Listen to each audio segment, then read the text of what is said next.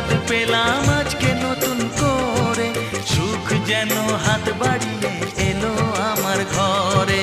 স্বপ্ন আমার